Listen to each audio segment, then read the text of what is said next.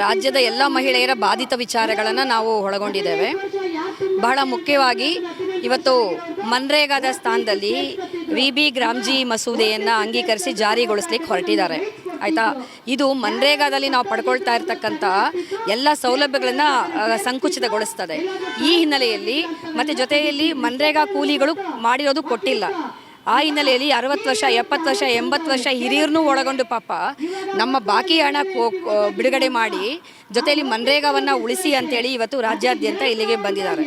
ಎರಡನೇದಾಗಿ ಆಹಾರ ಮತ್ತು ಆರೋಗ್ಯದ ಹಕ್ಕುಗಳಿಗಾಗಿ ಇವತ್ತು ಅಗತ್ಯಕ್ಕಿಂತ ಹೆಚ್ಚು ರೇಷನ್ ಕಾರ್ಡ್ ಇದೆ ಅಂತೇಳಿ ರಾಜ್ಯ ಸರ್ಕಾರ ಹೇಳ್ತಾ ಇದೆ. ಅಗತ್ಯಕ್ಕಿಂತ ಹೆಚ್ಚು ರೇಷನ್ ಕಾರ್ಡ್ ಇದ್ದರೆ ಅಗತ್ಯಕ್ಕಿಂತ ಹೆಚ್ಚು ಬಡವರು ಜಾಸ್ತಿ ಇದ್ದಾರೆ ಅಂತ ಅರ್ಥ ಅಷ್ಟೇ. ಅದನ್ನು ರಾಜ್ಯ ಸರ್ಕಾರ ಅರ್ಥ ಮಾಡ್ಕೋಬೇಕು. ಅಕ್ರಮದ ಹೆಸರಲ್ಲಿ ಅವುಗಳನ್ನೆಲ್ಲ ಇವತ್ತು ಕ್ಯಾನ್ಸಲ್ ಮಾಡ್ತಾ ಇದ್ದಾರೆ. ಆಯಿತಾ, ಇವತ್ತು ಪ್ಯಾನ್ ಆಧಾರ್ ಹೆಸರಲ್ಲಿ ಲಕ್ಷಾಂತರ ಜನದ್ದು ಕ್ಯಾನ್ಸಲ್ ಆಯಿತು. ಜೊತೆಯಲ್ಲಿ ಯಾವ್ಯಾವುದೋ ಕಾರಣಕ್ಕೆ ಕುಟುಂಬದವರು ಸಾಲಗಳು ಮಾಡ್ಕೊಂಡಿರ್ತಾರೆ. ಆ ಸಾಲ ಮಾಡ್ಕೊಳ್ಳುವಾಗ ಇನ್ಕಮ್ ಟ್ಯಾಕ್ಸ್ ಕಟ್ ಆಗಿರುತ್ತೆ. ಇವತ್ತು ಇನ್ಕಮ್ ಟ್ಯಾಕ್ಸ್ ಕಟ್ ಆಗಿದೆ ಅನ್ನೋಕ್ಕೆ ಅವ್ರ ಇನ್ಕಮ್ ಟ್ಯಾಕ್ಸ್ ಪೇಯಿಸ್ ಅಂತೇಳಿ ಅವರ ರೇಷನ್ ಕಾರ್ಡ್ಗಳು ಕಟ್ ಆಗ್ತವೆ. ಆದರೆ ಸಾಲಗಾರರು ಅಂತ ಯಾಕೆ ಅರ್ಥ ಆಗಲ್ಲ ಸರ್ಕಾರಕ್ಕೆ? ಆ ಹಿನ್ನೆಲೆಯಲ್ಲಿ ಯಾರಿಗೆಲ್ಲ ಅಗತ್ಯ ಇದೆ ಅವರಿಗೆಲ್ಲರಿಗೂ ಸುಲಭವಾಗಿ ರೇಷನ್ ಕಾರ್ಡ್ ಸಿಗಬೇಕು. ಎರಡನೇದಾಗು ರಾಜ್ಯದ ಎಲ್ಲ ಜನತೆಗೂ ರಿಯಾಯಿತಿ ದರದಲ್ಲಿ ದಿನಸಿ ಕೊಡಬೇಕು. ಬೆಲೆಗಳು ತೀವ್ರವಾಗಿ ಏರ್ತಾ ಇದೆ. ಇವತ್ತು ಸರ್ಕಾರಿ ನೌಕರರಿಗೆ ಒಂದು ಮಾರ್ಕೆಟ್ ಮಾಡ್ತೀವಿ ಅಂತ ಹೇಳಿದ್ದಾರೆ. ಅದನ್ನು ನಾವು ಸ್ವಾಗತಿಸ್ತೀವಿ. ಅವ್ರಿಗೆ ಕೊಂಡ್ಕೊಳ್ಳೋ ಶಕ್ತಿ ಇರೋರಿಗೆ ಮಾರ್ಕೆಟ್ ಮಾಡ್ತಿದ್ರು. ಕೊಂಡ್ಕೊಳ್ಳೋಕ್ಕೆ ಶಕ್ತಿನೇ ಇಲ್ಲದೆ ಇರ್ತಕ್ಕಂಥವ್ರು ಯಾವ ಮಾರ್ಕೆಟಿಗೆ ಹೋಗಿ ಕೊಂಡ್ಕೋಬೇಕು?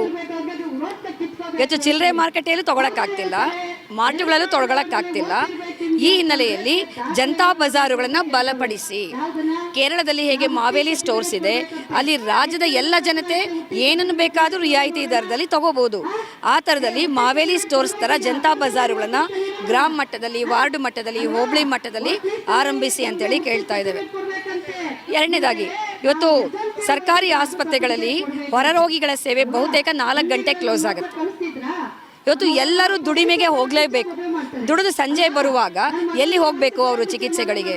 ಆ ಹಿನ್ನೆಲೆಯಲ್ಲಿ ಆ ಎಲ್ಲ ಆಸ್ಪತ್ರೆಗಳಲ್ಲೂ ಹಗಲು ರಾತ್ರಿ ಸೇವೆಗಳನ್ನು ಆರಂಭಿಸಿ, ಮತ್ತು ಯಾರೊಬ್ಬರೂ ಚಿಕಿತ್ಸೆಗೆ ಹಣ ಇಲ್ಲ ಅಂತ ದೂರ ಉಳಿಬಾರ್ದು.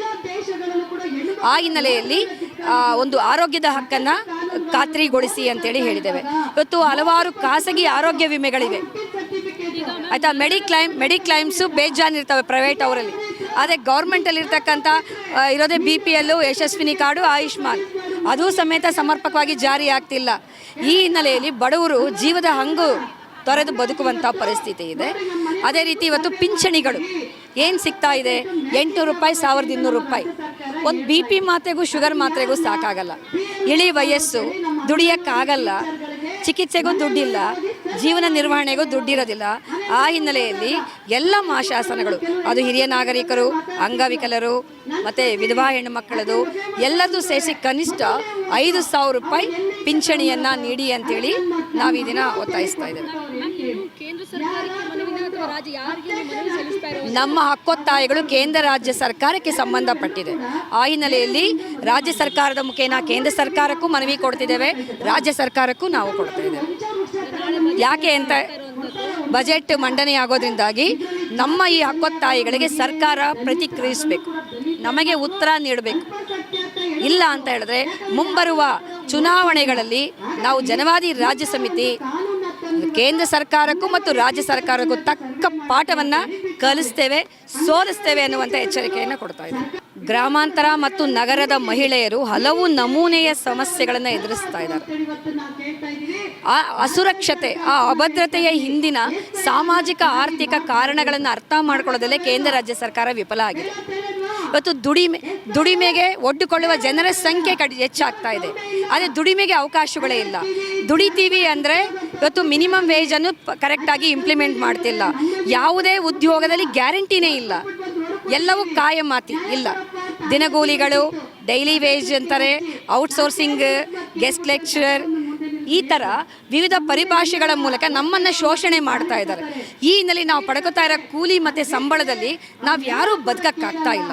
ಆ ಹಿನ್ನೆಲೆಯಲ್ಲಿ ಒಟ್ಟು ಜನತೆಯ ಅಭದ್ರತೆ, ಮಹಿಳೆಯ ಅಭದ್ರತೆ ತಳಕು ಹಾಕ್ಕೊಂಡಿರೋದ್ರಿಂದಾಗಿ ಸರ್ಕಾರದ ನೀತಿಗಳನ್ನು ಮಹಿಳೆಯರ ದೃಷ್ಟಿಕೋನದಲ್ಲಿ ಇಟ್ಟು ನೋಡ್ರಿ.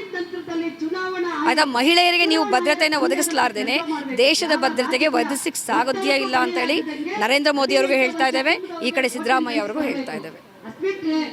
KS ಲಕ್ಷ್ಮಿ, ರಾಜ್ಯ ಉಪಾಧ್ಯಕ್ಷೆ, ಜನವಾದಿ ಮಹಿಳಾ ಸಂಘಟನೆ. ಉತ್ತರ ಕರ್ನಾಟಕ ರಾಯಚೂರಿಂದ ಬಂದಿದ್ದೀವಿ. ವಿಧಾನಸೌಧ ಚಲೋ ಅನ್ನೋ ಸ್ಟ್ರೈಕಿಗೆ ಇವತ್ತು ಭಾಳಷ್ಟು ಜನ ಬಂದಿದ್ದೀವಿ.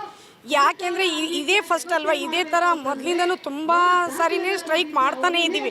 ಯಾಕೆಂದರೆ ಮಹಿಳೆಯರಿಗೆ ಆಗ್ತಕ್ಕಂಥ ಅನಾಹುತಗಳ ಬಗ್ಗೆ, ಅನ್ಯಾಯದ ಬಗ್ಗೆ ಏನೇ ಇರ್ಬೋದು ಎಲ್ಲದ್ರ ಬಗ್ಗೆನೂ ಸ್ಟ್ರೈಕ್ ಮಾಡ್ತಾನೇ ಇದ್ದಾರೆ ವೇದಿಕೆಗೆ. ಆದರೂ ನಮಗೆ ಫಲ ಸಿಗ್ತಾ ಇಲ್ಲ, ಇದೇ ಒಂದು ಬೇಜಾರು. ನೋಡಿರಿ, ಇವತ್ತು ಎಲ್ಲ ಅಲ್ಲಿದ್ದವರೆಲ್ಲ ಒಂದು ದಿನ ನಾವು ಕೆಲಸಕ್ಕೆ ಹೋಗ್ತಿದ್ರಂದರೆ ನಮಗೆ ಕೂಲಿ ಸಿಗದೆ ಕಷ್ಟ. ಅಂಥವ್ರು ಇವತ್ತೆಲ್ಲ ಕೆಲಸ ಬಿಟ್ಟು ನಮಗೆ ಆಗ್ತಕ್ಕಂಥ ಸರ್ಕಾರದಿಂದ ಅನ್ಯಾಯಗಳನ್ನು ಎದುರಿಸ್ಬೇಕಂತ ಹೇಳಿ ನಾವು ಇಷ್ಟು ಜನ ಬಂದಿದ್ದೀವಿ. ಸುಮಾರು ಏನಿಲ್ಲ ಅಂದರೆ ಒಂದು 2,000 ಜನಸಂಖ್ಯೆ ಇದ್ದೀವಿ. ಉದಾಹರಣೆ ಈಗ ತಾನೇ ಮಾತಾಡಿದಂಥ ಅವರು ಸಹೋದರರು ಹೇಳಿದ್ರು, ಇತ್ತೀಚಿನ ದಿನದಲ್ಲಿ BPL ಕಾರ್ಡ್ ರದ್ದು ಮಾಡಿದ್ರು. ಅದರಿಂದ ಎಷ್ಟು ಉಪಯೋಗ ಇತ್ತು. ಇವತ್ತು 20,000 ತಗೊಳ್ತಕ್ಕಂಥ ಹುಡುಗ ಎಲ್ಲೋ ಬಂದು ಬೆಂಗಳೂರಲ್ಲಿ ಬಂದು ಕೆಲಸ ಮಾಡ್ತಾನಂದರೆ ಆತ GST ಕಟ್ತಾನಂತಂದು ಹೇಳಿ ಇವತ್ತು ಚಿಕ್ಕ ಕುಟುಂಬಕ್ಕೆ ಇವತ್ತು BPL ಕಾರ್ಡ್ ಕೂಡ ರದ್ದು ಮಾಡಿದ್ದಾರೆ. ಇದು ನ್ಯಾಯನ? ನಾವು ಗೆಲ್ಲಿಸಿದಂಥ ಇವತ್ತು ಚುನಾವಣೆ ಪ್ರತಿನಿಧಿಗಳೇ ಇವತ್ತು ನಮಗೆ ಅನ್ಯಾಯ ಮಾಡ್ತಿದ್ದಾರೆ ಅಂದರೆ ಮುಂದಿನ ದಿನದಲ್ಲಿ ಎಲ್ಲರೂ ಸೇರಿ ಅವ್ರಿಗೆ ಪಾಠ ಕಲಿಸ್ತೀವಿಲ್ಲ ಅಂತ ಹೇಳಲ್ಲ. ಆಮೇಲೆ ತಿಂಗಳಿಗೆ ವಿಧವೆಯರಿಗೆ ಬರೀ 800 ಕೊಡ್ತಾ ಇದ್ದಾರೆ. ಆಂಧ್ರದಲ್ಲಿ 4,000 ಕೊಡ್ತಾರೆ. ಆಂಧ್ರ ಕರ್ನಾಟಕ ಅಂತ ಹೇಳಲ್ಲ. ಇವತ್ತು 800ರಲ್ಲಿ ಏನು ಸಿಗುತ್ತೆ ಹೇಳಿ ಮೇಡಮ್? ನೋಡೋಣ, ಏನಾದರೂ ಸಿಗುತ್ತಾ? ಒಂದು ಯಾವುದಾದ್ರೂ 5 ಸ್ಟಾರ್ ಹೋಟೆಲ್ ಹೋದರೆ ಒಂದು ಕಾಫಿ ಸಿಗಲ್ಲ. ಅಂಥದ್ರಲ್ಲಿ ನಮಗೆ ಬೆಲೆನೇ ಇಲ್ಲ. ನಾವು ಆಗ್ತಕ್ಕಂಥ ಓಟಿಂದ ಇವ್ರಿಗೆ ಗೆದ್ದು ನಮ್ಗೆ ಇವ್ರಿಗೆ ಇಷ್ಟೆಲ್ಲ ಇದು ಮಾಡ್ತಿದ್ದಾರೆ ಅಂದರೆ ಇವತ್ತು ಇಷ್ಟು ಜನ ನಾವು ಅವ್ರಿಗೋಸ್ಕರ ಮಾಡ್ತಿದ್ದೆ. ಆ ಮೇಡಮ್ ಅವರು ಕೂಡ ತುಂಬ ನಮಗೋಸ್ಕರ, ಜನವಾದಿ ಮೇಡಮ್ ಅವರು ಕೂಡ ನಮಗೋಸ್ಕರ ತುಂಬ ಹೋರಾಟ ಮಾಡ್ತಾರೆ. ಅವ್ರಿಗೂ ಇದು ಗೆಲುವು ಸಿಗಲಿ ಅಂತ ಹೇಳಿ ನಾನು ಹಾರೈಸ್ತೀನಿ. ಇನ್ನಷ್ಟು ಹೆಚ್ಚಿನ ಮಾಹಿತಿಗಾಗಿ ಸಪ್ತರ್ಷಿ ಟಿವಿ ಕನ್ನಡ ಯೂಟ್ಯೂಬ್ ಚಾನೆಲ್ ಅನ್ನು ಸಬ್ಸ್ಕ್ರೈಬ್ ಮಾಡಿಕೊಳ್ಳಿ.